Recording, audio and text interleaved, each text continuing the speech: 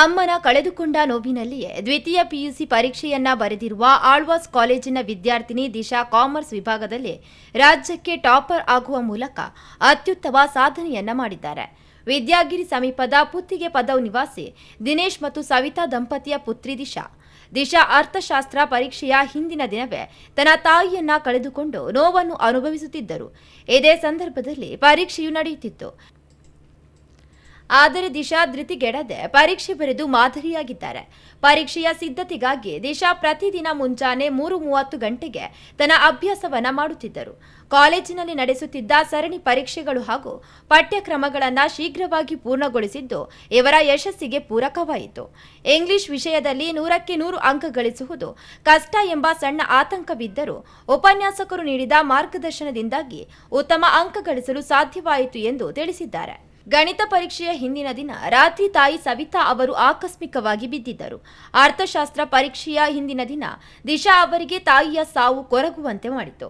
ಈ ಕಠಿಣ ಸಮಯದಲ್ಲಿ ಉಪನ್ಯಾಸಕಿ ವೀಣಾ ಅವರು ದಿಶಾ ಅವರಿಗೆ ಧೈರ್ಯ ತುಂಬಿ ತಮ್ಮ ಮನೆಯಲ್ಲೇ ಉಳಿಸಿಕೊಂಡು ಪರೀಕ್ಷೆಯನ್ನ ಬರೆಯಲು ಪ್ರೇರೇಪಿಸಿದರು.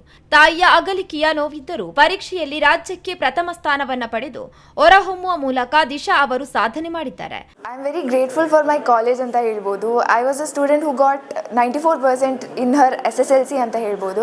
94% ಇಂದ 100% ತನಕ ಬರೋ ಜರ್ನಿಯಲ್ಲಿ my college help me a lot ಅಂತ ಹೇಳ್ಬೋದು. My lecturers are very friendly. ಎಷ್ಟು ಸತಿ ಒಂದು ಡೌಟ್ನ ಕೇಳಿದ್ರು ಅಷ್ಟು ಸತಿ ಸಾಲ್ವ್ ಮಾಡಿಸ್ತಿದ್ರು. And being a localite it is a little difficult. ಯಾಕಂದರೆ ನಿಮಗೆ ಇಲ್ಲಿ ಕರೆದ ತಕ್ಷಣ ಬರೋದು ಸ್ವಲ್ಪ ಕಷ್ಟ ಆಗುತ್ತೆ. And we have to travel a lot when you are a localite. So localite ಆಗಿದ್ದು they help me a lot ಅಂತ ಹೇಳ್ಬೋದು. Lecturers they use to manage everything. Study hours ಇರ್ತಿದ್ರು, ರೆಗ್ಯುಲರ್ ಎಕ್ಸಾಮ್ಸ್ ಇರ್ತಿದ್ರು. Syllabus was completed very early ಅಂತ ಹೇಳ್ಬೋದು. ಬೇಗ syllabus complete ಮಾಡಿ revision classes ಮಾಡಿದ್ರು. ಆ್ಯಂಡ್ ದೆನ್ ತುಂಬ ಎಕ್ಸಾಮ್ಸ್ ಕಂಡಕ್ಟ್ ಮಾಡಿದ್ರು, ಕರೆಕ್ಷನ್ಸ್ ಕೊಡ್ತಾಯಿದ್ರು ಎಲ್ಲ ಎಕ್ಸಾಮ್ಸಲ್ಲಿ ಏನು ಮಿಸ್ಟೇಕ್ಸ್ ಆಗಿದೆ. So that help me a lot ಅಂತ ಹೇಳ್ಬೋದು. ಮುಂದಿನ ದಿನಗಳಲ್ಲಿ CA ಮಾಡುವ ಗುರಿಯನ್ನು ಹೊಂದಿರುವ ದಿಶಾ ಅವರು ಆಳ್ವಾಸ್ ಕಾಲೇಜಿನ ಉಪನ್ಯಾಸಕ, ವಿದ್ಯಾರ್ಥಿ ಸ್ನೇಹಿ ಬೋಧನೆ, ಕಲಿಕೆಗೆ ಪೂರಕ ವಾತಾವರಣ, ಸಿಲೆಬಸ್ ಬೇಗ ಮುಗಿಸಿರುವುದು, ನಿರಂತರವಾಗಿ ಪೂರಕ ಪರೀಕ್ಷೆಗಳನ್ನು ಮಾಡಿರುವುದು ಸಾಧನೆ ಮಾಡಲು ಪೂರಕವಾಯಿತು ಎಂದು ಹೇಳಿದ್ದಾರೆ.